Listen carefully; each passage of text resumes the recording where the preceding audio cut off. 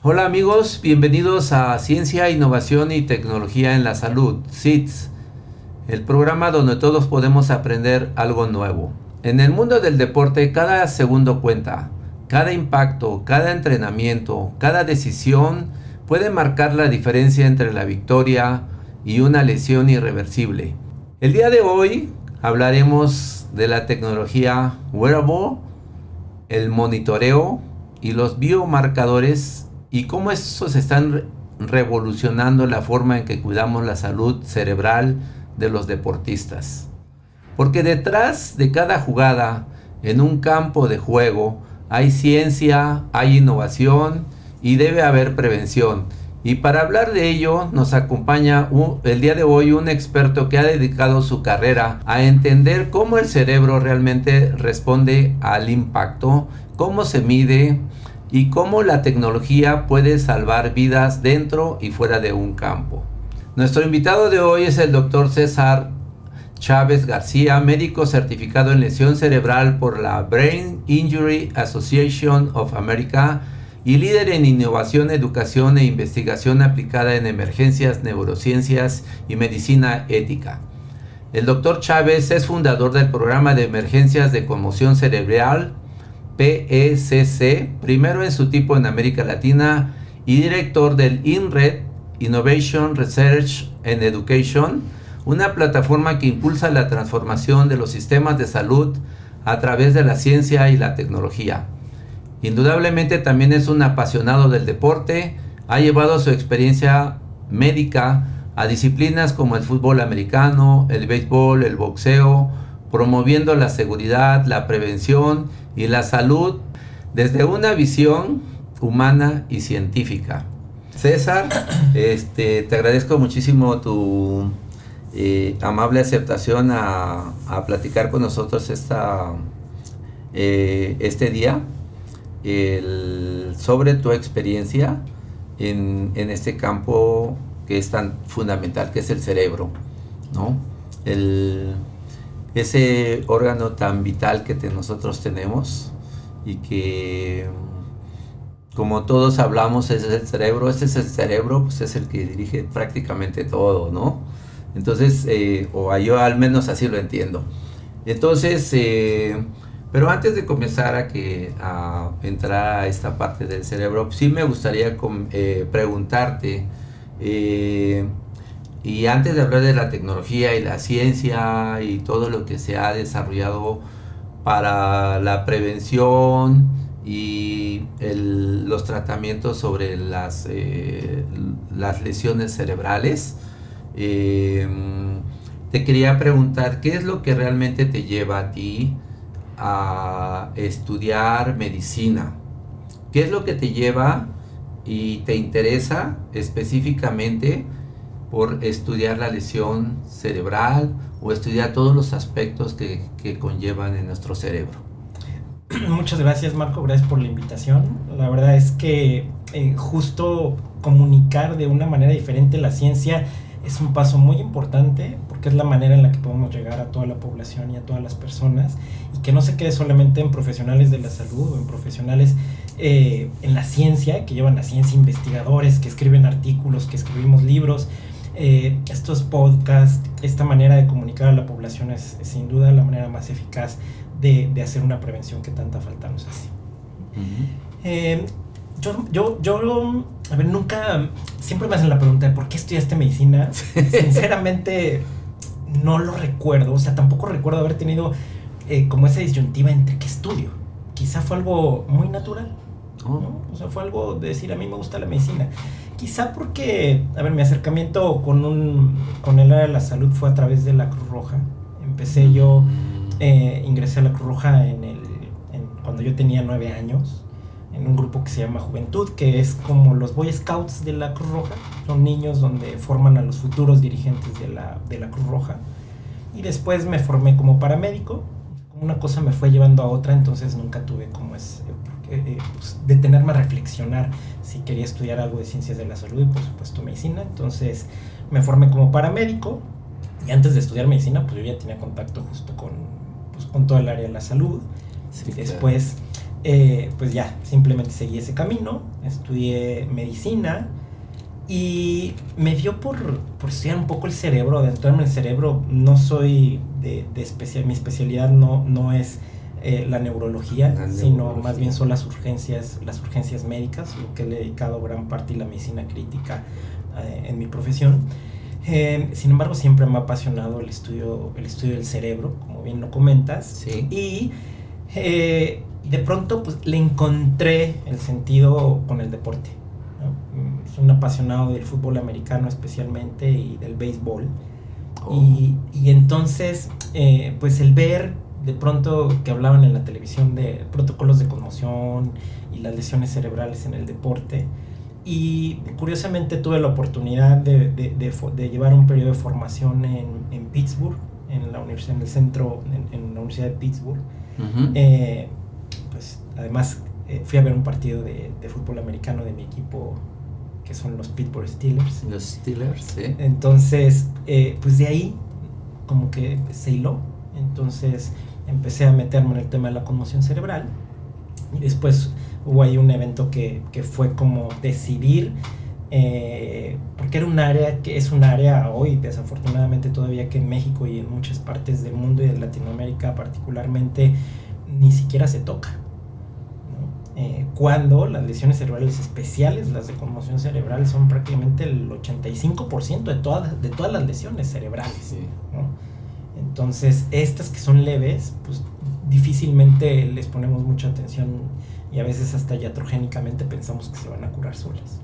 Entonces había y hay un déficit importante en el conocimiento, y más la estandarización, porque justo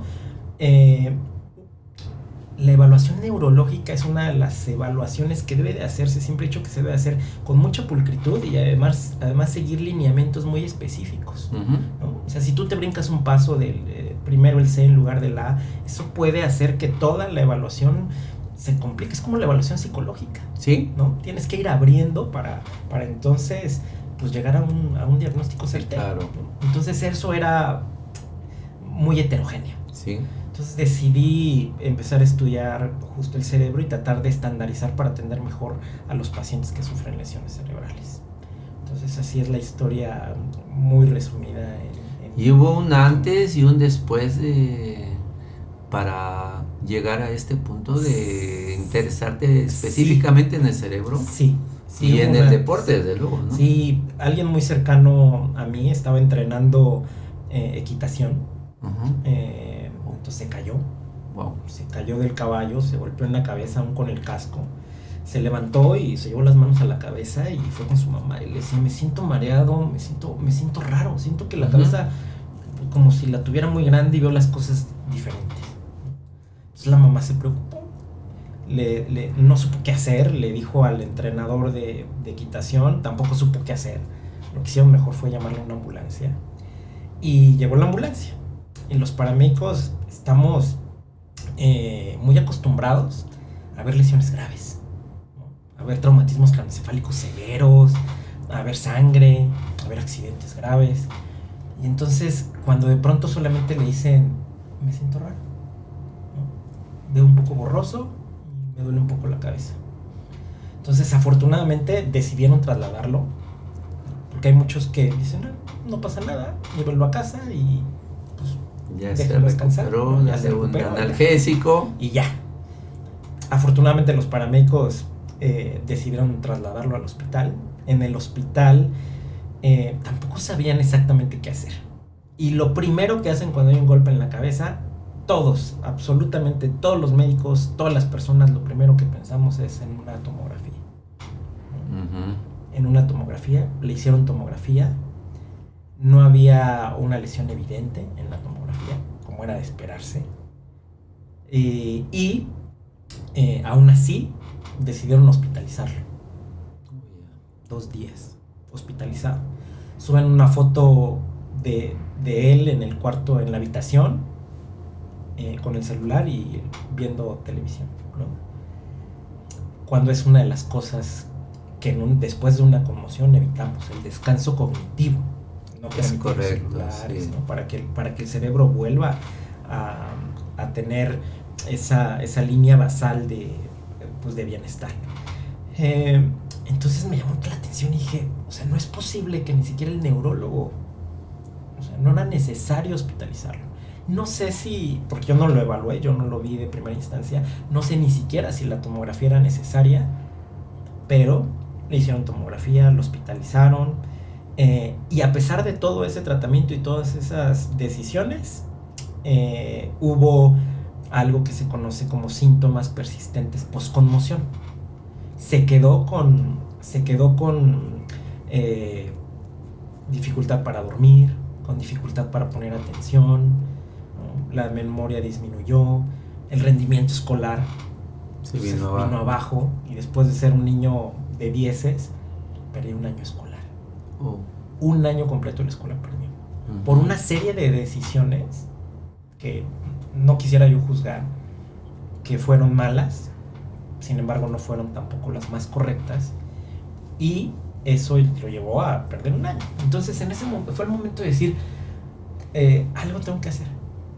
Algo tengo que hacer, claro, para estandarizarlo, porque yo ya sabía perfectamente los protocolos, cómo funcionaban en Estados Unidos. Muy paso A, paso B, paso C, días de reposo, descanso, las primeras 24 horas, ¿no? Entonces no había nada escrito hace 5 o 6 años en español acerca de conmoción cerebral, y nada es nada. Sí, son pocos los artículos que hay. Nada en español. Entonces, pues ya, decidí primero hacer una guía. Dije, hay una guía pequeñita, un ebook. Dije, no, voy a escribir un artículo. Escribí un par de artículos, los publiqué y dije, no, sigue estando muy corto, ¿no? Entonces ya empecé a investigar más y pues así nació el libro y el programa de emergencias, que de pronto se convirtió solamente para entrenar a los profesionales de la salud. Únicamente para profesionales de la salud. Sin embargo, costó mucho trabajo y es muy complicado que rompamos paradigmas entre los profesionales de la salud. Que le pueda yo decir a cualquier profesional de la salud, él no necesita una tomografía. Y aún con toda la evidencia que hay, de todos modos, si no es por el médico, entra la otra parte, la familia. ¿No? La familia de pronto nos obliga a los médicos, mejor tómale una tomografía. Claro. Mejor me voy a estar más seguro. Pues hoy tenemos mucha seguridad de que muchas tomografías no son necesarias, porque sabemos que cerca del 90% de las tomografías en las lesiones cerebrales leves van a salir limpias. Leves, van a salir limpias. Hay otro poquito que sí, pero para eso existen las reglas de decisión clínica, para eso existe el criterio del médico para decir, te evalúo y tú sí necesitas, tú no necesitas. Pero, tiene golpe en la cabeza, todos necesitan, definitivamente. Entonces, ya no solamente se quedó en el entrenamiento para los profesionales de la salud, sino quise ir más allá con la comunidad. Y entonces creé un curso en línea que se llama Cero Conmociones, que es para la comunidad, que es un curso que se lleva en línea, es completamente gratuito, dura 1 hora y media más o menos, son 6 capítulos, muy didáctico para la comunidad en general, y al final les dan una constancia también, ¿no? Entonces hoy familiares, entrenadores, jugadores, pues el staff médico también, y además los administradores, por ejemplo, de los equipos, todos les piden ya en muchos equipos ese curso como una base para que todos comiencen a entender la conmoción cerebral, ¿no? Entonces pensé hacer como ese sándwich, ¿no? Por un lado los profesionales de la salud, por otro lado la comunidad, los padres, los familiares, ¿no? Fundamentalmente a los profesionales de la salud. Fundamentalmente y a la familia. Okay. Junto con entrenadores también, ¿no? Porque el curso ahora tiene una parte que está dedicada a entrenadores, a los que no son profesionales de la salud. Para allá iba, pero antes te iba a hacer una pregunta. ¿Hay alguna diferencia entre el equipo de resonancia magnética nuclear y la tomografía? Principalmente la definición. La definición. El estándar es, sin duda, la tomografía. Para las lesiones cerebrales intracraneales, es decir, la lesión dentro del cerebro, quisiera primero exponer que las radiografías no son necesarias y además son inservibles para eso, ¿no? Sí. En una radiografía no puedo ver un cerebro. Así es. El estándar hoy en día es la tomografía.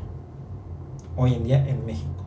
En otros países donde ya tenemos biomarcadores, entonces la tomografía no es que quede en segundo paso, pero es el paso previo para decidir sí o no la tomografía.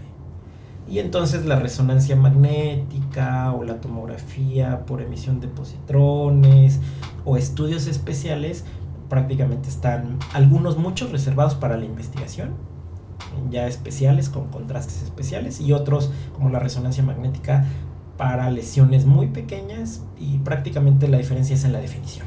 En la definición de la imagen. En la definición. Entonces estábamos entre la capacitación en los profesionales de la salud, la familia, que es la parte de la sociedad, pero yo he visto al menos que pues sí hay muchos entrenadores, ¿no? En los deportes, sí, pero yo no he visto que estén ahí colgados o que me digan, mira, este está certificado por alguna institución. Yo no sé, al menos aquí en México, ¿no? Yo no los he visto. En México apenas de 2 años para acá hemos certificado entrenadores y el equipo de salud. La selección, por ejemplo, nacional está certificada en conmoción cerebral. Algunos equipos, especialmente equipos amateur o juveniles de fútbol americano, también ya están certificados, porque además les proponemos que lleven a cabo todo un programa integral. Si ellos se comprometen, yo les digo, para la familia, para los jugadores, para todos ellos está el curso de la comunidad, que es completamente gratuito. Para los entrenadores está el curso para entrenadores y primeros respondientes. Yo los entreno y les ayudo a que la organización tenga sus protocolos, tenga sus políticas, tenga reglamentos, como debe de ser, y que sean respetados. Entonces yo les ayudo a hacer eso completamente gratis, para que entonces puedan, ya como organización, y no solamente de manera individual, sino ya como organización, puedan certificar la organización como preocupada por la conmoción cerebral. Claro. Doctor César, aquí estamos hablando ya de atletas de alto rendimiento, por ejemplo la selección nacional, y algunos otros atletas que tienen competencias ya de más alto nivel. Sí, o que por lo menos entrenan regularmente. O que entrenan muy regularmente. Pero ¿qué pasa con el resto de la población que se está iniciando, que entrenan a lo mejor 3 días a la semana, son regulares, pero ¿qué pasa con ellos? Pues los casos más graves que he tenido no vienen de los atletas de alto rendimiento, sino de los deportistas de fines de semana. ¿No? Y de fines de semana me refiero a los que dicen, no, hoy me levanté con ganas de... Sábado y domingo. De ir a correr, ¿no? De ir a hacer la carrera. Sí. Y no solamente hablando de una lesión cerebral, sino aquellos que tienen que ver, por ejemplo, con la deshidratación, que no saben identificar cuando su cuerpo comienza a hablarles y llamarles y decirles, oye, me estoy deshidratando, ¿no? Tú no estás acostumbrado a correr, tú no estás acostumbrado a un maratón, tú no estás acostumbrado a la bicicleta, estoy deshidratando, o aumenta mi frecuencia cardíaca. Entonces, definitivamente, pues la mayoría de la población tenemos que hacer caso al cuerpo y pues tener un entrenador, o sea, que nos vaya dando la pauta para decir hasta aquí o hasta acá. O ahora, pues seguramente hablaremos de los... Pero certificado, supongo, ¿no? Sí. No sé si el año pasado hubo un caso en Yucatán, si no mal recuerdo, por ahí de medio año, acerca de una chica que estaba en el gimnasio y de pronto tuvo una condición médica que se conoce como rabdomiolisis. Es por el esfuerzo físico, se rompen las fibras musculares. Entonces las fibras musculares sueltan una sustancia. Esta sustancia es incapaz de que sea filtrada por el riñón, ¿no? Es más grande que un capilar. Entonces se queda atorado y produce insuficiencia renal. Entonces estuvo al borde de la muerte. Y tuvieron que, pues terminó con insuficiencia renal y pues terminó demandado este gimnasio y el entrenador, porque justo no estaba certificado. Entonces no fue capaz de establecer y personalizar un plan para una persona de acuerdo a su condición, a su edad, al ritmo cardíaco, etcétera. Entonces definitivamente necesitamos a alguien que nos guíe si somos principiantes, ¿no? Me pasó casi en octubre del año pasado, viajé a un congreso, hice una escala en Atlanta y seguramente conoce el aeropuerto de Atlanta, que es grandísimo. Sí, es muy grande. Entonces ya se me hacía muy tarde, iba a perder el vuelo y estaba parado el loop, el trenecito. Se paró por unos momentos y dije, no voy a llegar, si lo espero no voy a llegar. Entonces apresuré el paso, seguía viendo el reloj, apresuré el paso, empecé a correr, me eché como 3 estaciones, más o menos, y que son además larguísimas, largas y corriendo. Llegué con una taquicardia impresionante y yo sabía que mi reloj tenía que darme una alerta y no la dio, o no le hice caso. Y ya después pues me empezó a decir, oye, pues tu frecuencia cardíaca está muy elevada. Se elevó. Me sentí muy mal, llegué a la sala de espera, me tuve que sentar, tuvieron que llamar a los paramédicos, me pusieron oxígeno, porque pues me sentí muy mal, ¿no?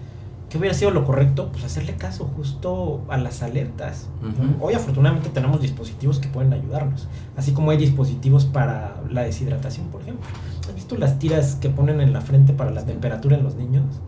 Pues hay tiras que se ponen igual en la piel para medir la deshidratación, para alertar a nivel de colores cómo es que va la deshidratación y entonces te puedas hidratar. Pues por supuesto los relojes porque te avisan cuando la frecuencia cardíaca, o las bandas, o hay un montón de cosas, ¿no? Entonces, a ver, volviendo un poco a la pregunta que me hacías, que pues ¿qué pasa con las personas que no están acostumbradas al deporte? Pues por supuesto que el deporte es una maravilla y hacer ejercicio nos va a ayudar a la salud en general, pero haciéndolo de manera correcta o adecuada. Claro. Con alguien que esté certificado, con alguien que sea un profesional y que además pues pueda hacernos un plan personalizado, no llegar y pues, los ejercicios de fuerza son igual para todos. Para todos. Porque no todos tenemos las mismas capacidades, la misma capacidad, la misma reserva, la misma resistencia. Y como te decía, pues los deportistas de fines de semana pues son los que debemos de tener mucho cuidado. Entonces ese accidente, pues tan simple, ¿no? Puede ser muy simple. De una persona que se cae del caballo, aún con protección. Es lo que hace que se cruce el deporte en tu práctica médica, y de allí nace la cultura de la prevención que tú estás desarrollando. Sí, ahí estoy en ese camino y tengo muy clara una filosofía, y que la filosofía es cero conmociones. O sea, así es la misión del programa, cero conmociones. O sea, es decir, estoy plenamente convencido de que tenemos que eliminarlas. Difícilmente las vamos a eliminar, eso lo tengo de alguna forma claro. Pero el problema no está en que te conmociones, el problema está en cómo te tratan la conmoción. Oh, ya. Porque de ahí se detona todo. Las conmociones o las lesiones repetitivas producen efectos devastadores para la salud, ¿no? para la mente del ser humano. Entonces, sí, la prevención es muy importante. No se van a evitar, porque incluso los sistemas de protección no han logrado eliminar por completo las conmociones.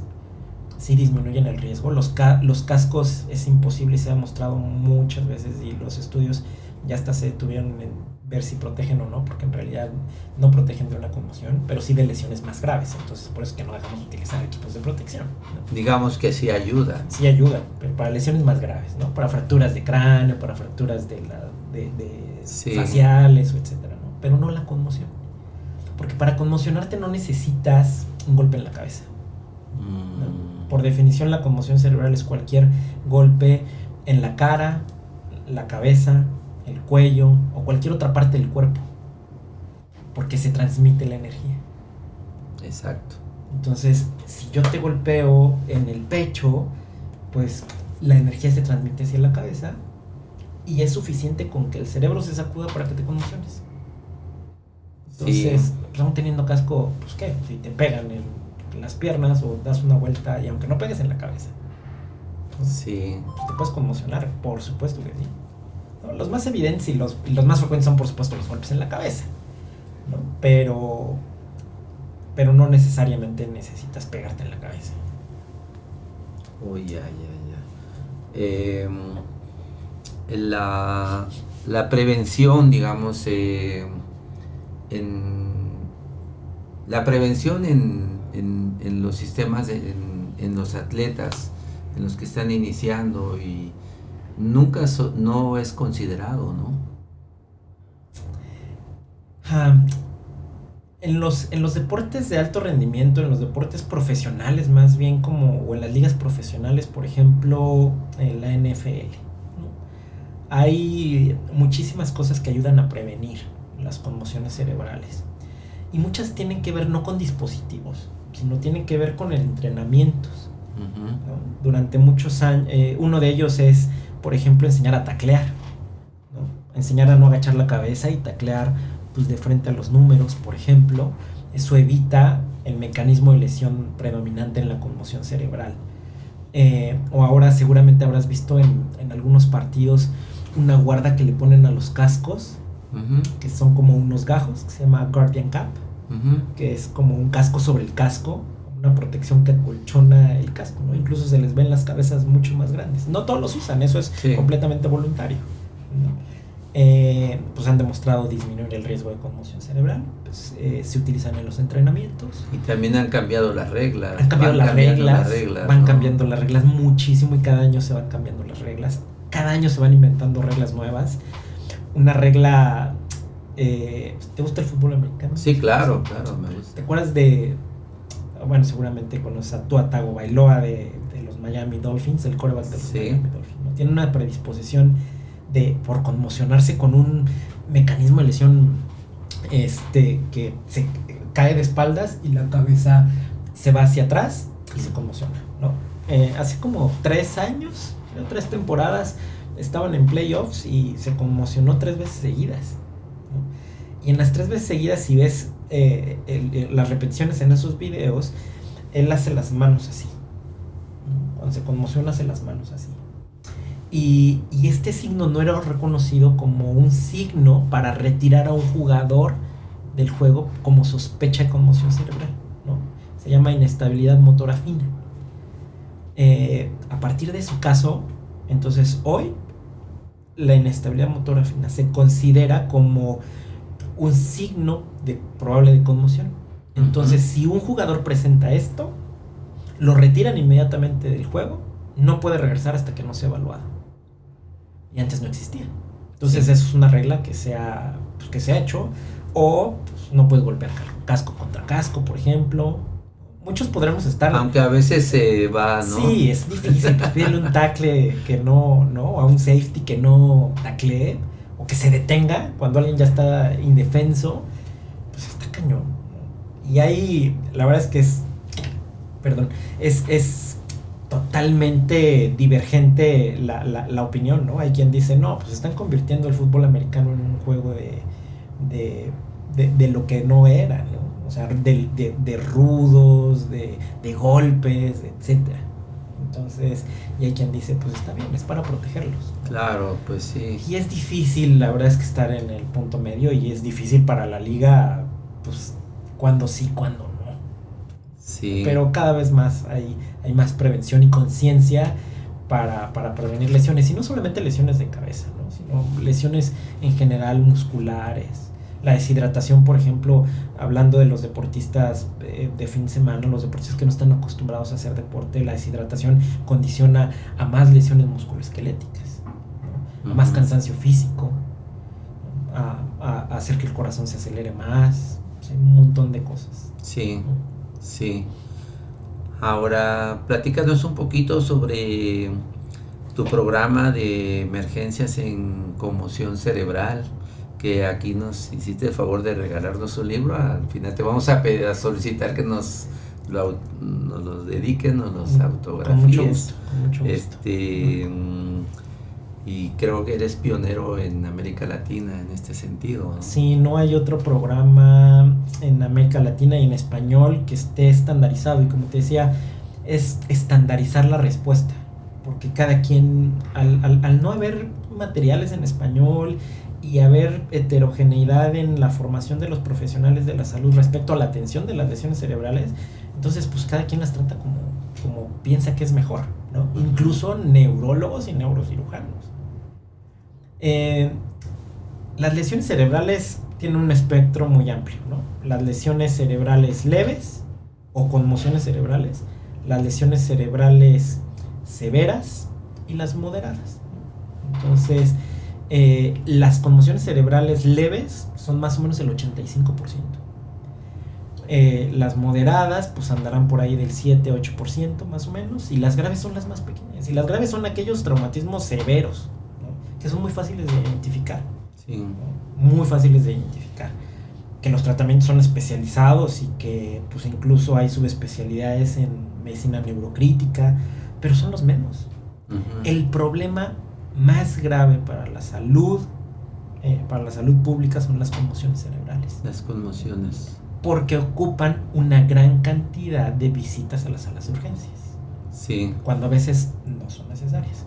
Y lo peor de todo es que llegan a las salas de urgencias y muchos de ellos, se estima que cerca del 80% de los pacientes que llegan conmocionados a las salas de urgencias egresan sin un diagnóstico de conmoción. ¿Cómo? Sí. O sea, no hacemos diagnóstico de conmoción cerebral. O sea, lo clasificamos como lesión cerebral traumática leve, solamente basándonos en una regla que se llama la escala de Glasgow, ¿no? Que es para medir el estado neurológico. Uh-huh. Y se mide en un puntaje entre 3 y 15. Entonces, de acuerdo a la exploración física, si abres los ojos, si puedes seguir mis órdenes, si estás atento al ambiente, entonces se va clasificando. Y la lesión cerebral traumática leve es aquel que tiene un puntaje entre 3 y 15. Pero basados en una sola regla. Cuando los signos y síntomas más frecuentes en las conmociones son la cefalea o el dolor de cabeza, las alteraciones del equilibrio, por ejemplo, la pérdida de la memoria, las dificultades para conciliar el sueño, uh-huh. Las dificultades para concentrarse. Entonces hay que hacer pruebas en urgencias de equilibrio, pruebas posturales, pruebas de retención de la memoria mediata, de la memoria inmediata, de un montón de cosas, pruebas neurocognitivas. Sí. Que la mayor parte de los médicos que estamos en urgencias, de los profesionales que estamos en urgencias, no sabemos hacerlas. Ya. Entonces no llegamos al diagnóstico de conmoción. Sí, yo veía que, por ejemplo, esta vez cuando me puse a leer sobre esto, dije, bueno, tenemos un órgano acá que se llama cerebro y tiene una protección. Pero esa protección, yo veía, si puede llegar a medir 3 milímetros, ese es el cráneo, ¿no? El cráneo. Pero llega a medir hasta 3 milímetros en la parte frontal, quizá medio 5 milímetros, medio centímetros, y en las partes más delgadas hasta... Estas partes se llaman, ¿cómo se llaman? Temporal. Las partes temporales, son las de esta parte, son aún más muy delgadas. Muy delgadas. Muy delgadas. Entonces, y cada parte pues tiene funciones que controlan en todo el cuerpo, ¿no? Y yo también me preguntaba, y te lo pregunto, ¿qué función tiene entonces el cabello? El cabello es una parte de la piel, ¿no? O sea, más bien está considerado el cabello dentro del sistema tegumentario, uh-huh. No tanto del neón ni de la cabeza, y pues nos ayuda a regular temperatura, nos ayuda a justo las glándulas que están ahí junto con el cabello, a la sudoración, a regular la sudoración, la hidratación. Yo no he leído acerca de que ayude a la protección del cráneo el cabello como tal, ¿no? Como un compensador quizá en el impacto, ¿no? ¿No crees? En el impacto quizá no, yo pienso, ¿no? Pero ¿no crees que sí ayuda a controlar el aspecto ambiental? Sí, la temperatura, por supuesto, ¿no? La temperatura, la deshidratación, pero proteger más bien a la piel, ¿no? Tanto Claro. como al cráneo y al cerebro. No. No. Aunque las lesiones pueden ser extensas, ¿no? Y aparte, pues además aparatosas, porque especialmente en los niños la piel cabelluda, la piel que protege al cráneo, es muy vascularizada. Entonces las lesiones en los niños que son en el cráneo pueden incluso hacer que tengan una hemorragia intensa y que puedan hasta chocarse, ¿no? En los adultos es un poco más complicado, pero en los niños especialmente sí. Sí. Pues sí protege finalmente, porque absorbe una parte de energía, tan la absorbe que se rompe, Sí. ¿no? Sí, entonces, claro. sí, definitivamente sí ayuda a la piel, pero el cabello, fíjate que no me había puesto tanto a pensar. Me lo voy a llevar de tarea. Sí. Y a ver qué hay. Te lo comento porque alguna vez precisamente íbamos a un partido de fútbol americano, curiosamente, iba con mi hijo en un lugar de ahí de Estados Unidos, y entonces me dijo, está muy fresco, ¿no? Pero para él fresco es pues no sé, 6 grados. 1 grado, 2 grados, ¿no? Para mí eso es frío. Sí, ya está frío. Y entonces yo pues salí con mis capas para cubrirme la piel, etcétera. Y salí, pero entonces llegamos porque pues cuando va, es todo un show, ¿no? Pero llegan los jugadores, hay un área y te pueden firmar, etcétera, cuando se bajan de su auto, etcétera, ¿no? Para meterse al estadio. Entonces yo pues iba, pero de repente vi que la temperatura prácticamente estaba a 1 grado. Y yo de repente yo no soportaba el frío. Y él me dijo, mira, él traía una gorra y me dijo, ponte esta gorra. Y me la puse. Y mira, y yo no sé, yo sentí un cambio, la verdad. Yo sentí un cambio porque sentí como que más calientita. Y yo no sé si eso ayudó a mi cerebro a mandar a mandar instrucciones a través de las hormonas a todo el cuerpo, ¿no? Sí, sin duda. La cabeza es un termorregulador importantísimo, muy importante, junto con los pies, curiosamente. Entonces, sí, yo por ejemplo puedo estar igual, pues muy ligerito, haciendo frío, 2-3 grados, siempre y cuando tenga la cabeza tapada, ¿no? Tengo mis gorritos y con eso. Justo en un partido hace creo que 2 o 3 años, en diciembre, estábamos en Pittsburgh y estaba prácticamente pues, nevando, estábamos a menos 7 grados, y yo estaba con mucho frío y llevaba ropa de nieve y todo, y el de al lado mío pues, me veía como estaba sufriendo, todos los que íbamos estábamos sufriendo, ¿no? Pero los que ya están acostumbrados al frío me estaba viendo y pues, se levantó, yo ni siquiera vi cuando se levantó y trae un pedazo de cartón, ¿no? Me dijo, póntelo en los pies, bueno, ponlo en los pies, ¿no? Pues puse el cartón y encima de los pies, santo remedio, ¿no? Sí. Y bueno, entonces justo los pies y la cabeza son termorreguladores. Termorreguladores. ¿no? Y la cabeza también ayuda mucho. Y tanto para subir la temperatura como para bajarla. Claro. También. Sí. Muchas gracias por esta aclaración, doctor César.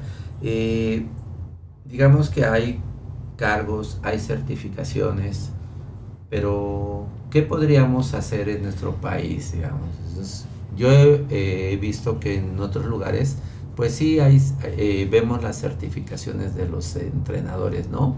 Y ellos van midiendo poco a poco tu desempeño físico. A veces tú quieres cargar más y ellos te dicen, no, vamos a comenzar a este ritmo. Porque obviamente si algo sucede con la persona que estás entrenando, esa persona pues te puede levantar una demanda o una denuncia y tú tienes que responder por ella, claro, ¿no? O la empresa. Entonces, ¿qué se puede hacer aquí en México? Digamos, porque ha habido un boom después de la crisis de salud que vivimos en la pandemia, en donde llegan los jóvenes, muchísimos jóvenes a los gimnasios pero también llegan personas de otras edades, de más de 50 años, digamos, a entrenar, pero son diferentes metabolismos, diferentes condiciones metabólicas y de fuerza que tienen cada uno de ellos, ¿no? ¿Qué sugerirías tú para tener un servicio de calidad dentro de un área de entrenamiento? Súper importante esa pregunta y la verdad es que qué bueno que lo señalas. Y lo primero, y creo que lo más importante, es darles reconocimiento a los entrenadores, el reconocimiento que se merecen. Y yo considero, mis colegas o muchos colegas quizá estarán en desacuerdo conmigo, pero creo que ese es el camino: profesionalizar a los entrenadores y acogerlos como parte de los profesionales de la salud. O sea, no tienen que ser profesionales ajenos a la salud. Entonces, en Estados Unidos está muy bien delimitada y señalada el área y la profesión de entrenadores atléticos. Y están dentro de las ciencias de la salud, como profesionales de la salud, y forman parte de los equipos multidisciplinarios en la atención. Aproximadamente en los equipos, por ejemplo, los equipos de salud o los equipos de atención médica en la NFL son alrededor de 23. Entre ellos están psicólogos en el juego, o sea, no estoy hablando de la organización mental, en el juego. Y hay entrenadores atléticos. Bueno, hay una asociación grandísima, la NATA, la Asociación Nacional de Entrenadores Atléticos. Y están a la par de las asociaciones médicas importantes. Lo mismo que con los psicólogos. Las conmociones cerebrales. Fíjate, este dato es importantísimo. El Centro de Conmociones de la Universidad de Pittsburgh, de UPMC, es el centro, yo diría que uno de los más reconocidos a nivel mundial. No es dirigido por un no es dirigido por un neurocirujano, es dirigido por un neuropsicólogo. Porque le dan el justo valor, porque vemos la importancia de que no solamente son alteraciones fisiológicas, orgánicas o estructurales que ve el neurocirujano, sino hay otra cosa muy importante. Y lo mismo entonces con los entrenadores atléticos. Entonces tenemos que darle ese valor, y te digo que están a la par. A ver, fíjate que has visto las camillas, y seguramente conoces las camillas esas rígidas de plástico o de madera donde ponemos a los pacientes lesionados, ¿no? Entonces, las asociaciones médicas, hoy en día, hay muchos estudios que no debemos de utilizarlas ya en los pacientes, o no para todos los pacientes de trauma. Y antes era, te caíste, te pongo una tabla rígida, te pongo unos straps, te pongo algo para un collarín, algo para que bloquee tu cabeza y así te llevo al hospital, ¿no? Hoy ya prácticamente van en desuso, ¿no? Y la asociación, la NATA, la Asociación Nacional de Entrenadores Atléticos en Estados Unidos, dijo, a ver, un momento, o sea, tú no tienes por qué decirme lo que yo tengo que hacer en el deporte. Entonces hizo muchos estudios y dice, si quieren dejarlas de usar en la calle están bien, pero en el deporte siguen siendo una herramienta muy importante que salva vidas. Y entonces tú ves y previene o ayuda para las lesiones catastróficas de la médula espinal. Está el caso de Ryan Shazier.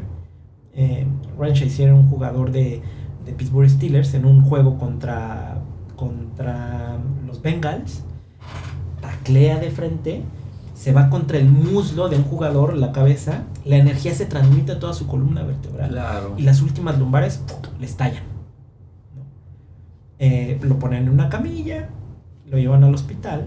Afortunadamente estaba en Cincinnati, que hay un centro neurológico ortopédico muy importante. Y años después, Ryan Shazier se tuvo que retirar, por supuesto, ya no pudo volver a jugar, pero volvió a caminar. Presentó una de las selecciones en el draft y entró caminando. Su boda bailó. Y fue gracias a que la NATA, la Asociación Nacional de Entrenadores Atléticos, dijo, momento, las camillas siguen siendo otra vez. Entonces, a ver, he hecho mucho choro para decir que necesitamos que se profesionalicen, necesitamos adaptarlos dentro del equipo, darle su lugar. Yo creo que es la mejor manera de que podamos estar seguros, y todos como comunidad, de que estamos en buenas manos con los entrenadores atléticos. Sí. Ahora, se ha desarrollado, digamos, en países como Japón, por ejemplo, que es un país que ha desarrollado mucha tecnología en lo que el tema que vamos a tocar ahora, que es la tecnología wearable, que es la tecnología que viene del inglés, ¿no? Wear, que es vestir, Sí, vestir. y able, que es capaz, ¿no? Entonces, en las estadísticas yo investigué que el país que más desarrolla tecnología en este sentido es Japón, después sigue la República Popular de China, después sigue Estados Unidos y Nueva Zelanda. Son los países que en diferentes porcentajes, en ese orden más o menos, llevan esa tecnología. Pero ¿qué es me gustaría llamarle TM o TW, perdón, a esto? Pero ¿qué es la tecnología wearable y cómo se realiza el monitoreo deportivo de ellos? Hay dispositivos, entran aquellos que ya cumplen con algunas normas y que son ocupados pues en las ciencias médicas, que ya son dispositivos médicos, que ya están bien identificados. Pueden ser, por ejemplo, en el caso del fútbol americano, las guardas que tienen sensores, o sensores que van adheridos al proceso mastoides, acá el hueso que tenemos acá atrás, para medir los impactos, bandas, relojes. ¿Estos van implantados? No, es un adhesivo, es como si fuera un parche. Sí, un adhesivo. Ajá, sí. Que se pone aquí más que implantado, ¿no? Y se utilizan para medir las aceleraciones y desaceleraciones, ¿no? Los smartwatch, las cintas para medir el ritmo cardíaco, por ejemplo. Entonces están a grandes rasgos los dispositivos que son médicos y los dispositivos que son los wearables, que son justo que no están regulados de alguna manera, ¿no? Y que no se utilizan médicamente, pero son muy útiles para justo identificar y monitorear el comportamiento que tiene el organismo ante pues el esfuerzo físico, ante las cargas, ¿no? Ante los movimientos, ante los impactos que usan ciclistas, por ejemplo, cascos que tienen sensores o chalecos que tienen sensores, los que te decía que también son considerados wearables, estas etiquetas para medir el nivel de deshidratación, ¿no? Y que si bien todavía no entran como dispositivos médicos para la telemedicina, son muy útiles como población en general para poder justo darnos cuenta de estas señales de que el cuerpo está dando una señal de alerta. ¿Y qué tan desarrollados están en México? Poco desarrollados. O sea, desarrollados en función de un desarrollo propio mexicano. Pues obviamente adoptamos, como ya decías, dispositivos chinos o de otros países. Y hoy cada día es más su uso.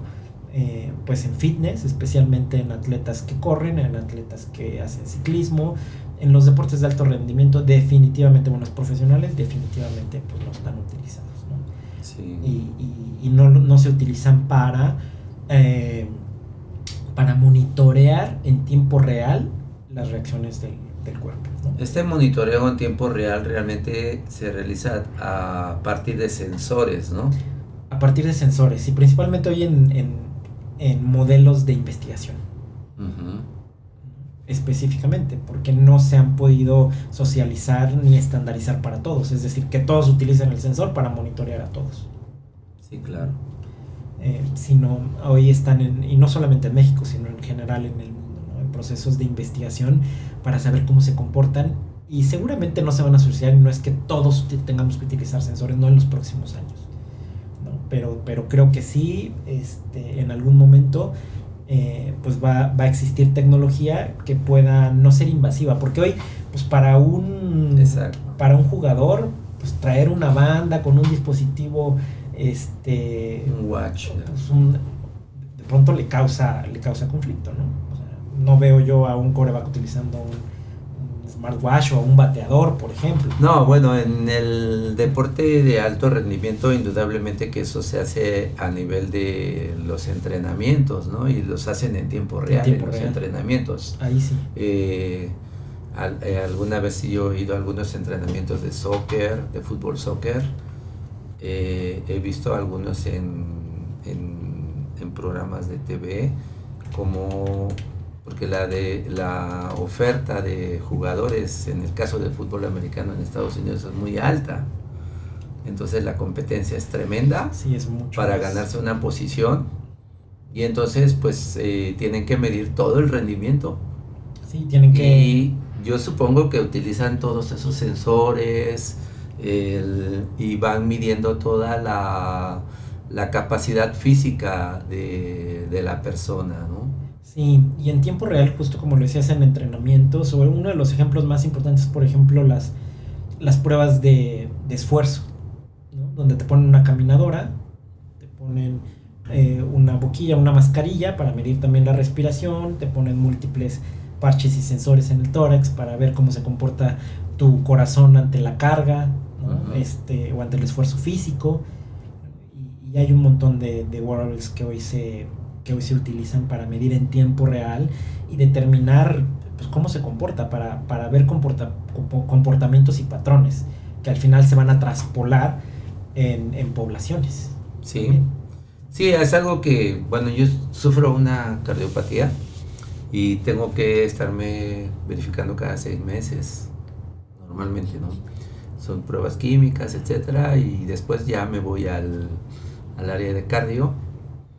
Entonces me ponen muchísimos sensores, sí, por todos lados. Sensores por todas las piernas, en todos lados. Los brazaletes para medir la presión, y luego el oxímetro. El oxímetro y mi aparato para medir mi capacidad aeróbica. Sí. Entonces, pues le empiezo a dar a la bicicleta. Y el equipo lo va haciendo todo, sí, ¿no? Solito. Él lo va haciendo, nada más el médico me va diciendo a qué velocidad y cómo voy a aumentar. Entonces aumento y ellos el equipo va midiendo en tiempo real, y posteriormente pues pum, me regresan me quitan todo y me acuestan en una tabla, como tú dices. No me quitan nada, no me quitan nada, me acuestan en una tabla y siguen midiendo. Sí. Y yo al principio yo me quedaba sorprendido, pero me dicen, no, es que tenemos que medir también el tiempo de recuperación. De recuperación, por supuesto. Exacto. Entonces la última vez que fui yo cambié mi sistema de entrenamiento. Entonces yo dije, bueno, me dijo, mira, es que vamos a vigilar un poquito más la glucosa, ¿no? Y entonces yo me puse a estudiar y dije, bueno, pues si hago más ejercicio de fuerza en los músculos más grandes, que son los de la pierna, espalda, pectorales, entonces más fuerza, disminuye un poco el cardio, entonces y cambié a 70, prácticamente 30. Y cuando regresé esta vez, hace 2 meses, me hicieron otra vez la misma prueba. Y de repente se quedó así, ¿no? ¿Qué hiciste? Llegaste al 100% y todo bien, pero ¿qué cambio hiciste? Le digo, es que quise quemar más glucosa para bajar un poco más mi peso, porque había subido. Y me dice, dice, sí, estuvo bien. Corriste más, pero no. Hiciste más fuerza, corriste menos, o hiciste menos cardio, ¿no? Entonces dice, pero afectaste obviamente tu capacidad aeróbica, por lo tanto ya no estás perfectamente bien balanceado. Entonces ahora vamos a tener que regresar, o vas a tener que regresar a tu sistema anterior, donde estabas equilibrado en fuerza y en tu cardio. Y eso justo lo hacen los entrenadores atléticos. Los planes de retorno después de haberse diagnosticado una conmoción, que son graduales por pasos, que están basados principalmente en la frecuencia cardíaca objetivo, esos programas no los pone el doctor, no los pone el neurocirujano, no los pone el cardiólogo, no los pone el neuropsicólogo, los ponen los entrenadores atléticos. Los deberían de poner, ¿no? Sí, los deben de poner. Entonces, o sea, necesitamos ayudar a que se profesionalicen, acogerlos como profesionales de la salud. Sí. para que entonces exista un verdadero sentido de su profesión y no pensar que son pues simplemente pues entrenadores de gimnasio, ¿no? Que te ponen una rutina sin personalizar. Es correcto. O sin conocer a la persona. Sin conocer a la persona, justo. O sea, cuál es el antecedente de salud que puede tener. Entonces las universidades tienen que desarrollar programas académicos, licenciaturas en formación de entrenadores atléticos. Es un área de oportunidad para los negocios, ¿no? Sí. Sin duda. Bueno, ya hablábamos entonces de la tecnología wearable o TW, sí, que son dispositivos que traen sensores y que nos miden en tiempo real diferentes parámetros. Ahora, si nosotros nos vamos, como tú nos mencionabas, la deshidratación, la tensión cerebral, la fatiga, el sueño,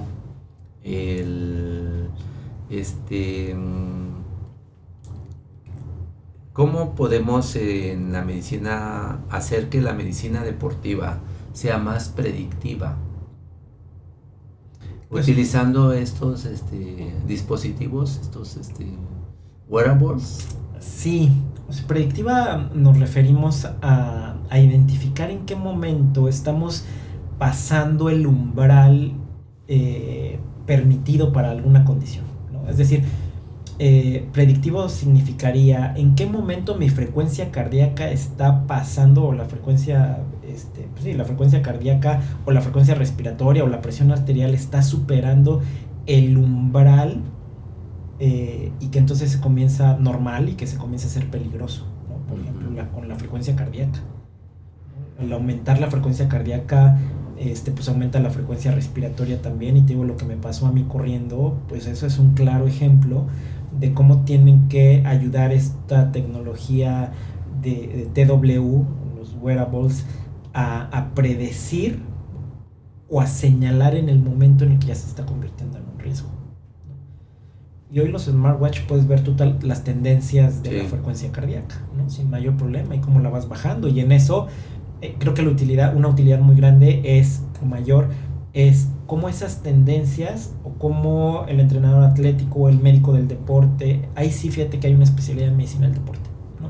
Uh-huh. O sea, hay una especialidad así como neurocirugía o cualquier especialidad, hay una especialidad en medicina del deporte que es sumamente importante, y que también ellos utilizan todos estos datos para generar los planes personalizados de entrenamiento, ¿no? Entonces, pues todos estos wearables nos ayudan para obtener datos en tiempo real, descargarlos, prevenir lesiones que pueden ser incluso mortales o fatales, ¿no? Hemos visto en la televisión casos como el de ¿cómo se llamaba este jugador? Damar Jackson, el de Buffalo, que se infartó tuvo algo que hoy conocemos como conmotion cordi, que fue como un desconecte de su corazón, cayó en paro en el estadio, lo reanimaron y hoy está vivo y está jugando, uh-huh, ¿no? Porque la atención fue pronta y adecuada. Sí, claro, eso es importante. Pero ¿qué hubiera pasado si él hubiera traído un sensor y el sensor hubiera identificado un cambio en el ritmo o un cambio en la conducción eléctrica? Quizá hubieran detenido y no hubiera llegado al paro, no hubiera habido necesidad de reanimarlo, ¿no? O un ciclista que tiene justo un parche, ¿no? Y que eso ayuda a mandar una alerta en el cual pues estás sobrepasando tu capacidad física o pulmonar.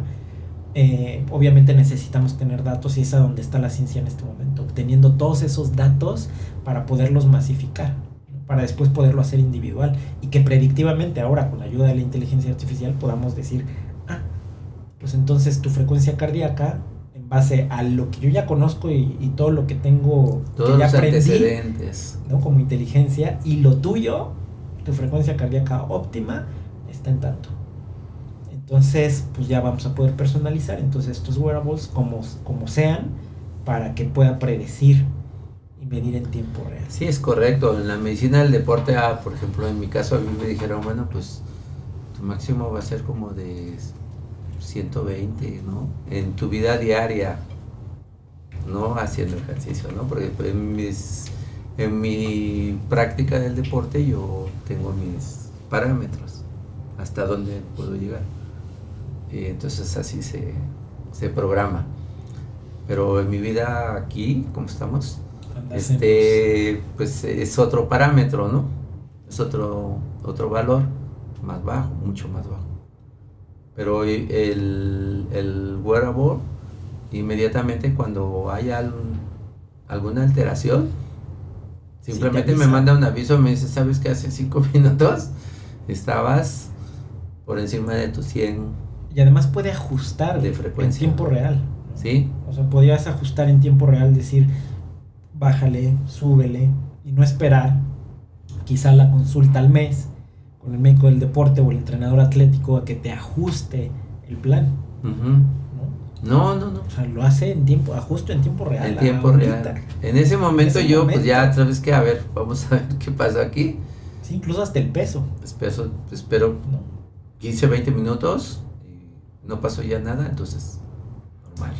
Sí, yo fíjate que en el futuro me imagino prendas que puedan hacer eso, ¿no? Que las prendas que utilizan quien levanta pesas, o sea, que son muy ajustadas, tengan integrados los sensores sin necesidad de conectar algo más, ¿no? Y que entonces, pues ese esfuerzo y las fibras cuando se expanden o se expandan, eso marque, ¿no? Por ejemplo.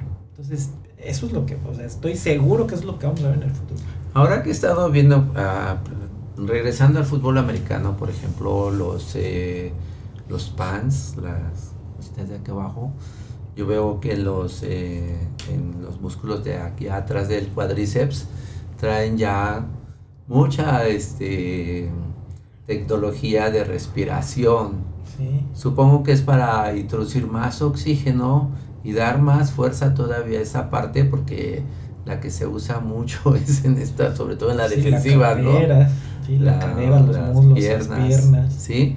Entonces, ¿es por eso? Sí. Ese es el wearable, ¿no? Parte del no wearable. Necesariamente tiene que ser, un wearable no necesariamente tiene que ser un sensor, justo, ¿no? Sino algo que ayude al organismo a mejorar la respuesta. Y la transpiración es una de ellas, ¿no? Telas inteligentes, que no quiere decir que estén conectadas a algo electrónico y que vean algo, sino simplemente que se adaptan mejor, ¿no? Que contienen mejor a los músculos, por ejemplo, que permite a la piel respirar mejor, a no perder el calor, por ejemplo, sí, ¿no? Y evitar que haya más lesiones musculoesqueléticas. Justo diste en el clavo, creo, respecto a los wearables, ¿no? Porque estábamos muy como decir, tienen que medirse, no, o sea, justo esto que dices es un wearable. Yo lo veo, por ejemplo, cuando voy a zonas muy frías, pues a veces llevo mis playeras, pues yo digo, ¿por qué Nueva Zelanda? Y dije, no, pues digamos, esta prenda es de Nueva Zelanda, ¿no? Esta es una playerita ahí delgadita, y traen, primero eran 100, 200, yo supongo que son los hilos o es el nivel de aislamiento que te hacen. Sí, seguramente. Entonces ahora me dijeron, mire, sacamos el 150, ¿no? Entonces es mejor todavía, ¿no? O de donde tú vienes puedes usar para la temperatura de la Ciudad de México esta tela. Sí, y hay telas incluso que son refractarias, ¿no? O sea, que evitan la pérdida de calor a través de eso, ¿no? Una manera de perder el calor es la evaporación y otra es la refracción. Sí. Entonces, o sea, yo pierdo calor y esta prenda lo contiene, ¿no? O hay prendas que de plano pega el poco calor que venga del exterior, sea de rayos o de cualquier otra fuente, y que la convierte en energía. Sí. Puedo estarlo ocupando de la luz incluso artificial, no necesariamente el sol, ¿no? Y convertirlo en energía, en calor. Y digamos que me podrías, ahorita regresamos al fútbol americano, que me apasiona también, pero digamos, hay deportes donde uno lo practica solo, ¿no? Sí. Hay deportes que son de equipo y hay otros deportes que son 1-1, digamos el boxeo, por ejemplo, pero el boxeo ahí el golpe es directo. Sí. Y no es a la cabeza, es a estos lados, acá arriba, pero este golpe de acá se va hacia arriba, ¿no? Sí. Hoy sabemos que el mecanismo de lesión predominante para conmocionarse es el rotacional. O sea, es el movimiento del cerebro que hace esto, ¿no? Entonces, a ver, vamos a poner un ejemplo. Imagínate en un frasco de vidrio que tenemos adentro una gelatina, ¿no?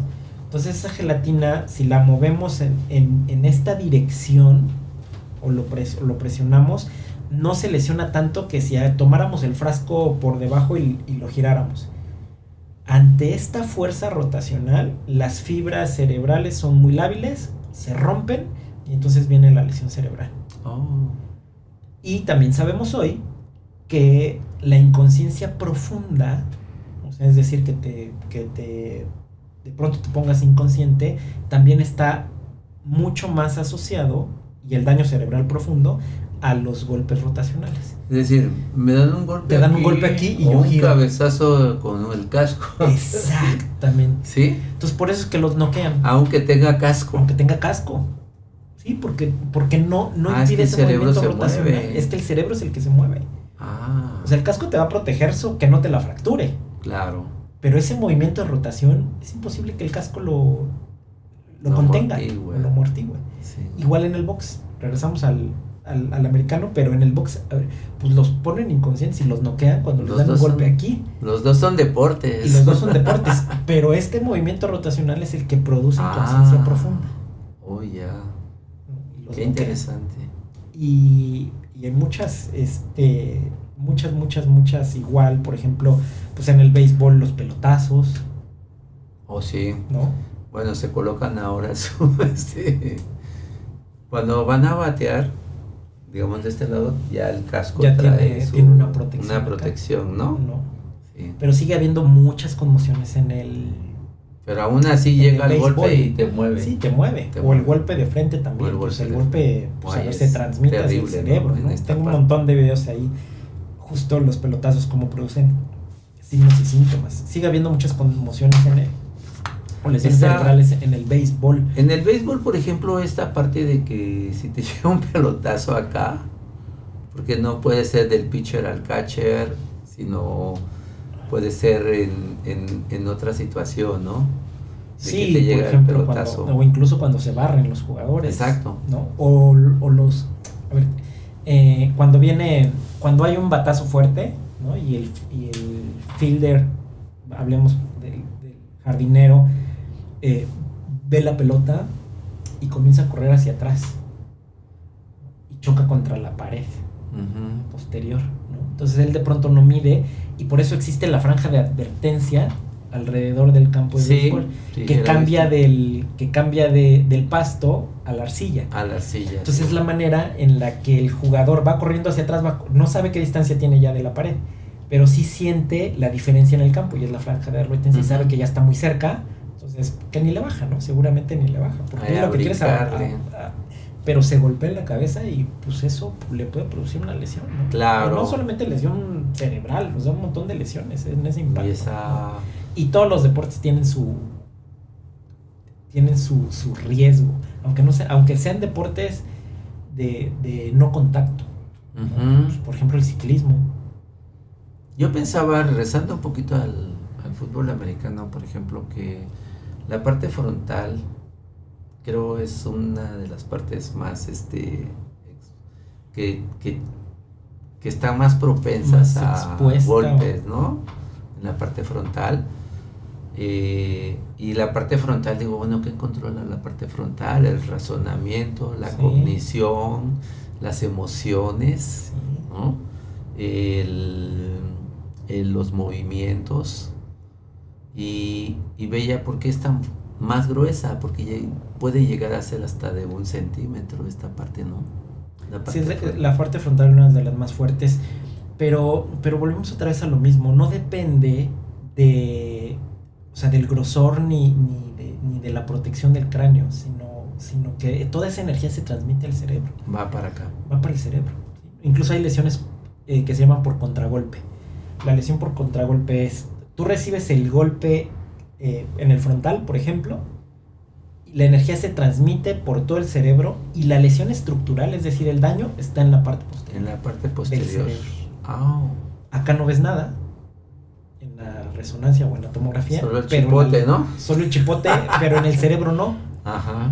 Y la lesión está atrás. Está atrás. ¿Cuántos golpes crees que reciba el centro en una temporada? No. No me puedo imaginar, pero pues nada más en un juego. Dependiendo del equipo, ¿no? Si están cualquier centro. Bueno, el centro que lanza la bola, pues es el que tiene que proteger al que está atrás y tiene sus dos guardias aquí, ¿no? Pues no sé, recibe, yo creo que es el que más recibe. Es el que más recibe, porque el que tiene enfrente, lo único que está esperando es que él suelte el balón para darle el cabezazo. Sí. Y se lo da sobre la cabeza. Cerca de 7,000 en una temporada. ¿7,000? Cerca de 7,000 en una temporada. Y a ver, el caso que más hizo público la conmoción cerebral en la NFL fue el caso de Mike Webster. Uh-huh. Mike Webster fue durante mucho tiempo el centro de los Pittsburgh Steelers, uh-huh. Ganador de 4 Super Bowls. Wow. Y se estima que pues cerca de 270,000 golpes recibió en toda su carrera. Oh my God. Y que estos más o menos se equiparaban a tener 27,000 accidentes leves de tráfico. O sea, choques. Choquecitos. Choques. Entonces él, de pronto, se suicidó. Él se suicidó, Mike Webster se suicidó, y curiosamente, el día que se suicidó, y cuando murió fue a dar fue en Pittsburgh, y fue a dar al CEMEFO de la Universidad de Pittsburgh, ¿no? Y ahí estaba el doctor Beneto Malu. Beneto Malu es un neurocirujano nigeriano que tiene una manera de hacer las autopsias muy, muy sui generis, porque platicaba con los cadáveres, ¿no? Y él, en ese ritual, le preguntaba: ayúdame a entender de qué moriste, ayúdame a entender por qué falleciste, ¿no?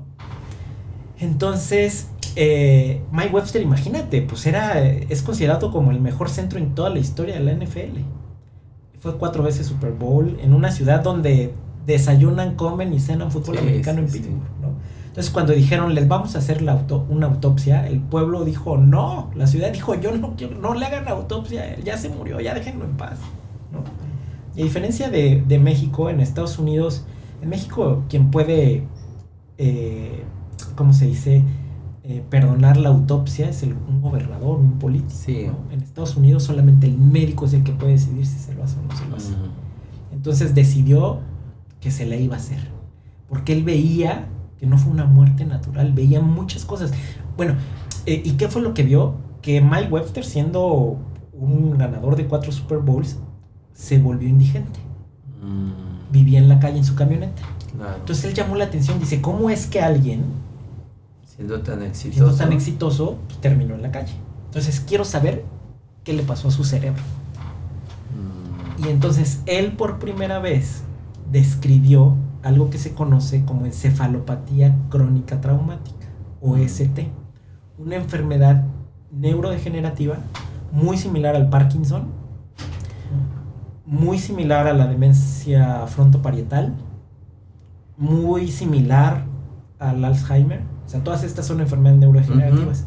La enfermedad, la ECT, la encefalopatía crónica traumática, es una enfermedad neurodegenerativa ocasionada por la acumulación de los golpes asociadas a las conmociones cerebrales maltratadas. Entonces él describió por primera vez esa enfermedad. Wow. Y a partir de ahí se volvió la revolución en la NFL.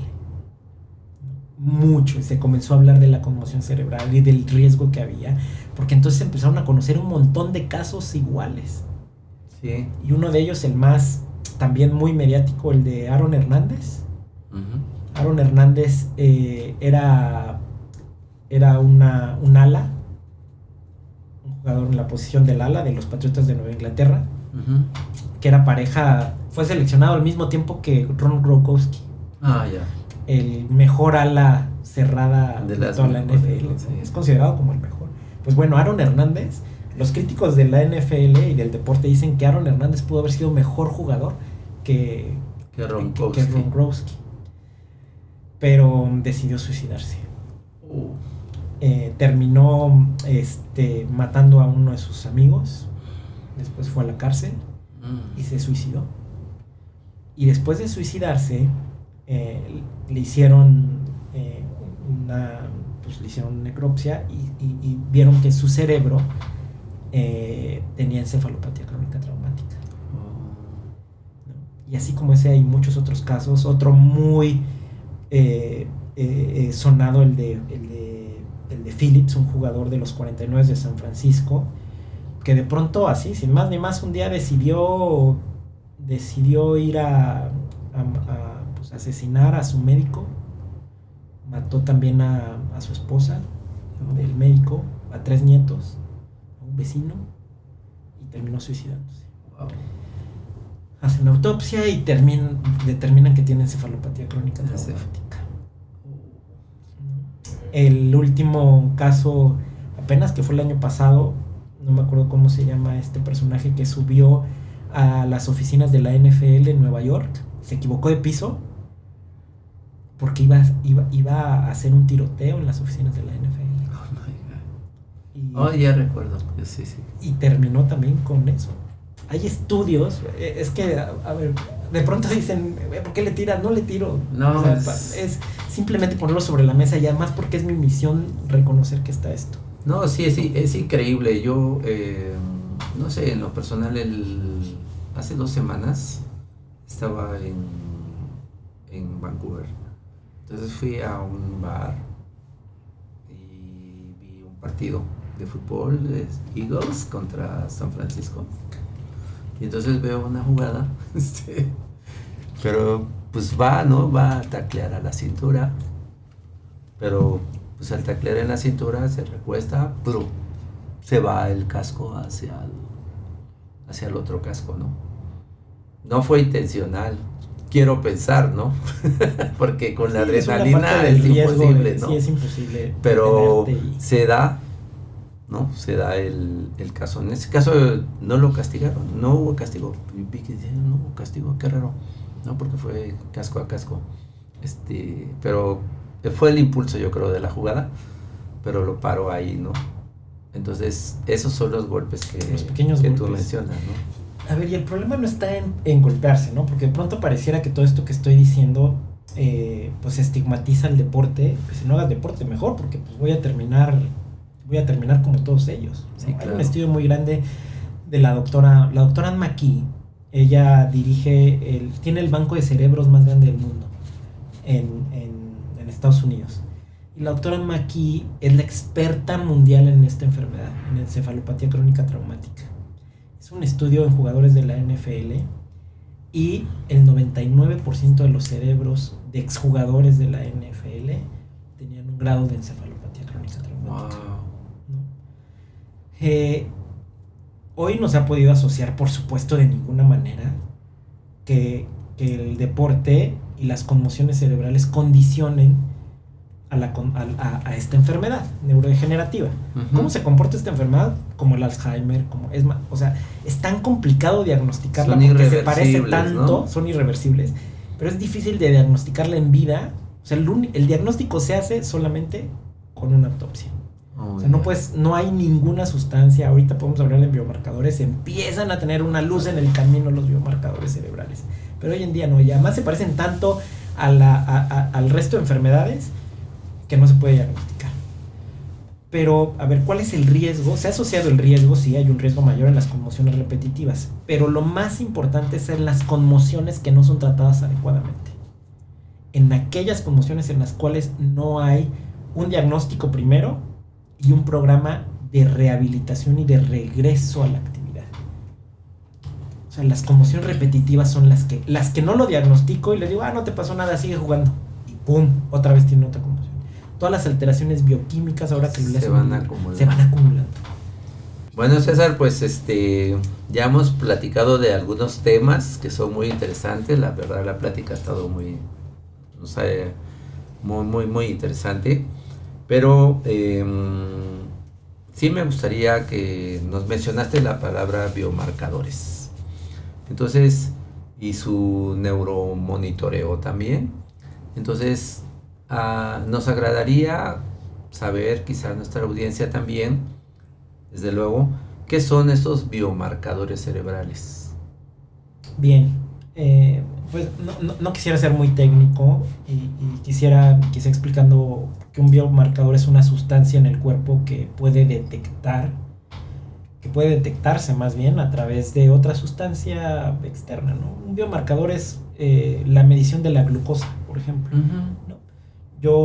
Los pacientes diabéticos se toman una muestra en el dedo y la analizan con un equipo portátil que es un glucómetro y saben qué nivel tiene de glucosa. Eso es un biomarcador.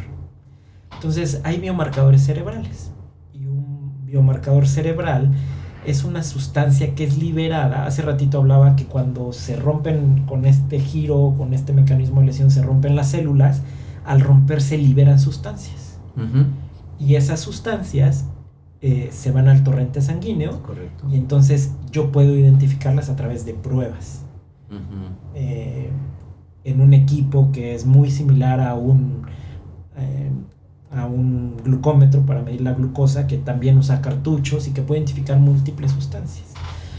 De 4 años para acá se han identificado algunas sustancias como la SB100, la ubitiquina, la proteína G ácido fibrilar para las conmociones cerebrales. Fíjate que la característica de la conmoción cerebral, o por qué de pronto se nos vuelve a los profesionales de salud complejo, es que una de las características de la conmoción cerebral es que no hay una lesión estructural que se pueda ver en una resonancia magnética o en una tomografía. No, posible. ¿No? Porque el nivel de lesión es bioquímico, es nivel de sustancias. Entonces, hasta hace de 4 años para acá, que ya fueron autorizados por la FDA en Estados Unidos, tenemos disponibles estos biomarcadores. Y ahora ya es imposible que alguien se salga, bueno, no imposible, pero con una especificidad de 99.7%. Muy alta. ¿No? Muy alta. Pocos biomarcadores en la medicina tienen esa sensibilidad y especificidad, ¿no? Para detectar una enfermedad. Entonces hoy podemos reconocerla sin necesidad de más nada. Es decir, se rompe la célula. Se rompe la célula. Entonces libera una sustancia y el biomarcador se enlaza con esa sustancia y automáticamente cuando tú haces la medición ya puedes predecir diagnosticar un posible daño. Exactamente. ¿Sí? Sí. Así de sencillo. Así de sencillo es. Entonces, oye, qué interesante. Muy interesante porque nos ahorramos una N cantidad de tomografías. Claro. Entonces hay grupos en los cuales yo sé a quién sí tomarle tomografía y a quién no. Y ahora con el biomarcador ya claramente puedo decir, tú no necesitas tomografía. Como papá, tampoco quiero estigmatizarla porque por supuesto hoy en día es una necesidad, pero la tomografía, imagínate que la cantidad de radiación que emite una tomografía es equivalente a tomar aproximadamente como 150 radiografías de tórax. O sea, imagínate a alguien que te tome 150 radiografías de tórax, es la cantidad de radiación que está absorbiendo tu cuerpo en una tomografía. Y en los niños se ha visto, hay un riesgo de incremento de cáncer, especialmente en los niños. Es mínimo.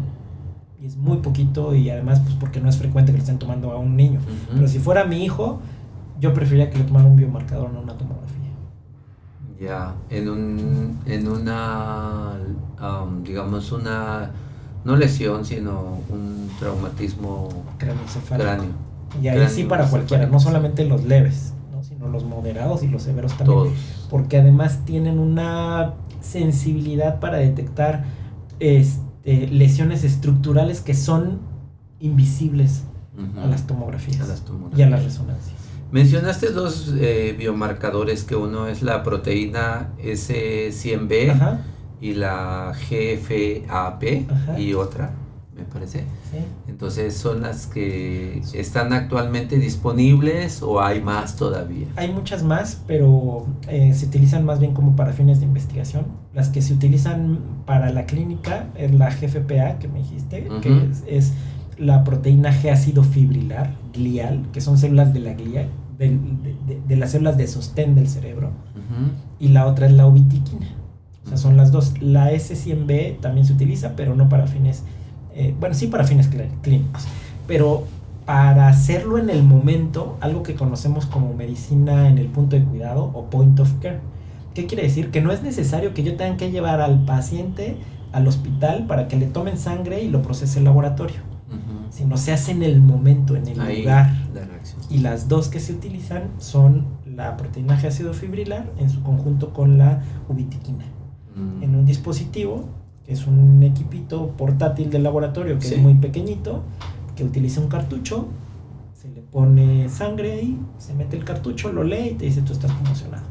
En México se va a utilizar por primera vez en el Mundial ahora de fútbol americano. Bueno, esperemos que lleguemos. En el de soccer. En el de soccer. Ya la FIFA lo tiene dentro de sus protocolos, sin embargo en México tenemos una restricción importante porque todavía no están autorizados por la COFEPRIS. Ah, pero sí por la FDA. Sí, por la FDA. Bueno, pero ya sabes quién manda, ¿no? El tema es que llevamos ayudo al laboratorio que comercializa esta prueba y el equipo a sacar los ¿cómo se llaman? Los permisos de COFEPRIS.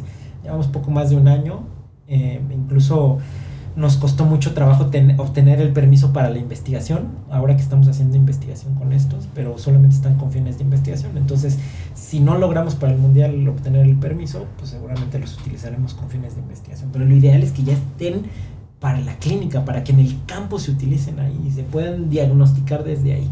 O sea, ¿consideras entonces tú que en el futuro en la práctica de los deportes se van a utilizar como un glucómetro de rutina? Así. No para todos, ¿no? Sino para aquellos que están en riesgo. Para los que están en riesgo. Pero se van a utilizar, bueno, pues así se utilizan ya en Estados Unidos, ¿no? Y es difícil, además de ocultar ya la conmoción cerebral. ¿Qué pasa con los jugadores de alto rendimiento? Esconden síntomas con la finalidad de que no los retiren. Ahí está el caso de Mahomes. Mahomes se conmocionó en unos juegos divisionales y muchos dicen que jugó el Super Bowl conmocionado, ¿no? Entonces con estos biomarcadores va a ser imposible. Incluso hay una encuesta de la NFL de hace algunos años y les preguntaron a los futbolistas: si hubiera una droga que aumentara tu capacidad de concentración y de esfuerzo físico y que fuera indetectable, ¿la utilizarías? El 97% respondió que sí. Sí. Y les hicieron otra pregunta: si tuvieras la oportunidad de jugar conmocionado el Super Bowl, ¿o jugarías conmocionado el Super Bowl? El 100% dijo claro. Sí. Y muchas veces no es tanto por lo que van a percibir económicamente, sino por el deseo de tener el anillo y... Toda la vida se preparan para eso. Sí, es su fiesta más grande. Es lo más bonito. Si a mí me preguntas, yo lo haría. Sí, ¿no? Sí. Ahora, ¿cómo ves tú esto de implementar toda esta tecnología en los clubes, en las selecciones, en los grupos deportivos, etcétera, en el futuro? En México, hablemos de México, pues. Lo mismo que sucede en Estados Unidos, hoy ya se utiliza de manera clínica y ya estandarizada dentro de protocolos. España ya lo utiliza, algunos países de Latinoamérica como Chile ya tienen biomarcadores autorizados, en México todavía no están autorizados, pero yo espero, confío que el trabajo que estamos haciendo rinda frutos y que a mediados o a finales de este año ya los tengamos disponibles en México para comercializar y los ocupemos en todos los deportes y además en todos los hospitales. Sí. César, nosotros ahorita hemos visto que la tecnología no solo nos mide datos, ¿no? Sino que también nos ayuda a cuidar la vida, la mente, nuestro cerebro, que es el centro neurálgico de todo nuestro cuerpo, de los atletas y por consiguiente de los seres humanos, ¿no? Sin duda. ¿Qué piensas al respecto? Que no hay nada más humano que cuidar algo que vamos a tener toda la vida y que nos permite movernos, que nos permite pensar, que nos permite amar, que nos permite sentir, y que es nuestro cuerpo.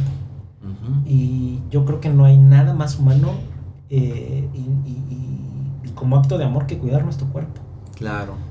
¿No? Entonces esto nos va a ayudar a prevenir la salud, pero siempre y cuando estemos educando también, ¿no? Sí, educando y haciendo, como te decía en el principio, esfuerzos como que me parecen súper importantes, comunicar desde una manera muy cercana a la comunidad los temas científicos. Uh-huh.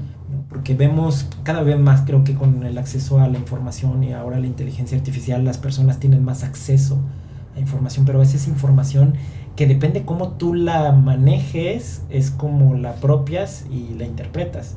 Entonces no hay como la guía de un profesional, pero que además podamos comunicar de esta manera a la comunidad y la verdad es que yo creo que es la manera que podemos llegar a hacer conciencia sobre el respeto que debemos de tener sobre el cuerpo, sobre nuestro propio cuerpo, cuidarlo y hacerle caso. Claro, César. César, yo la verdad en lo personal te agradezco mucho esta plática que hemos tenido, nos podríamos extender más. Vamos a hacer otro encuentro. Me gusta, es muy agradable platicar contigo, pero sí me gustaría que enviaras un mensaje a los deportistas jóvenes de las diferentes edades, en las diferentes categorías que están iniciando, los que ya llevan mucho tiempo y a los de alto rendimiento también, y principalmente a las familias, porque hay que darle un sentido humano a todo esto. ¿Qué mensaje les darías tú a ellos? Mira, esta es tu cámara. Muchas y gracias. Puedes decir lo que yo quiera, lo que tú quieras. Pues a ver, antes que otra cosa quizá dimos muchas cosas y parecía que estigmatizara y vimos como en un lado un poquito oscuro de los deportes, hablando de las conmociones y hablando de todo esto. Sin embargo, el mensaje debe ser muy claro: el deporte es salud, el deporte es vida, y tal como se paró el doctor Benetton Malu frente a un montón de jugadores de la NFL y que dijo, a ver, entiéndanme, yo no estoy en contra del deporte, sino simplemente quiero levantar la mano y hacer conciencia en todos los deportistas profesionales, amateurs, en todos, en que debemos de cuidar el cuerpo, debemos hacerle caso al cuerpo, debemos acercarnos a profesionales que estén certificados, que estén entrenados y que puedan llevarnos a mejorar la salud, y que el deporte no se convierta en una conducta de riesgo. El deporte no es riesgo, el deporte es cómo lo hacemos. Entonces, pues ese creo que pudiera ser el mensaje más importante que quiero dejar. Y por supuesto también dejar abierto y la invitación, si quieren conocer de conmoción cerebral, que se metan a ceroconmociones.org. Ahí pueden hacer el curso para la comunidad y es completamente gratuito. Ahí búsquenle y adelante, háganlo y compártanlo. Además que esa es la finalidad, de crear conciencia, en mi caso de la lesión cerebral, pero hay muchos otros esfuerzos también en general para prevenir lesiones en el deporte. Vamos a colocar en las cintillas, César, dónde te pueden ubicar y dónde ellos pueden entrar para nuestra comunidad para poder aprender un poco más de esto. Por supuesto. Finalmente, pues antes de cerrar, te queremos agradecer, pero también acostumbramos a que nuestro invitado pues nos coloque ahí alguna frase en ese pizarroncito. Por aquí anda el Gis, sí, por aquí anda el Gis. O algún mensaje que quede grabado aquí en nuestro estudio. Okay. Ah, mira, pues aquí estaba, ya había visto que está ahí. Muchas gracias por sumarse.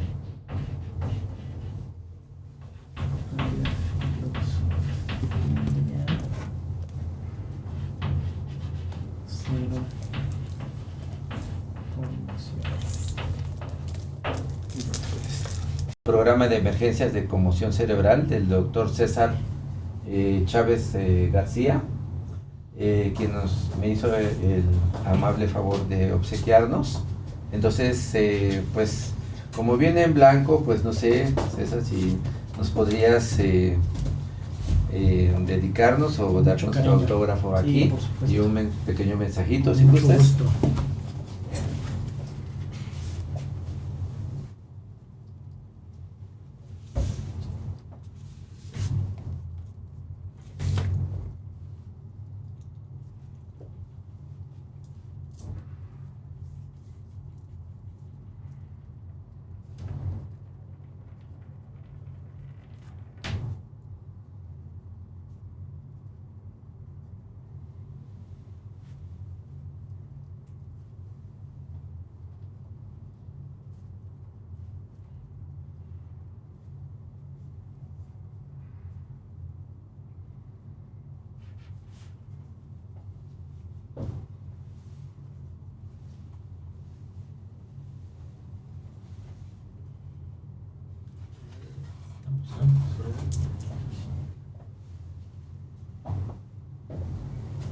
Gracias, doctor César, por compartir su visión con nuestra audiencia esta mañana. Le agradezco muchísimo su participación y sus conceptos. Y a ustedes, amigos, gracias por estar con nosotros compartiendo esta plática, en donde hoy hemos aprendido que la tecnología no solo mejora el rendimiento, también puede salvar vidas. Cuidar el cerebro es cuidar el futuro del deporte, y cuando practiquemos el deporte, cuidemos nuestra alimentación, cuidemos nuestra salud, nuestras condiciones físicas, para que los desarrollemos adecuadamente. Gracias a todos ustedes por escucharnos y por escuchar este podcast Ciencia, Innovación y Tecnología en la Salud. Nos vemos en el próximo episodio, donde seguiremos conectando conocimiento con bienestar y salud. No se olviden que SITS es un espacio en donde todos podemos aprender algo nuevo cada día.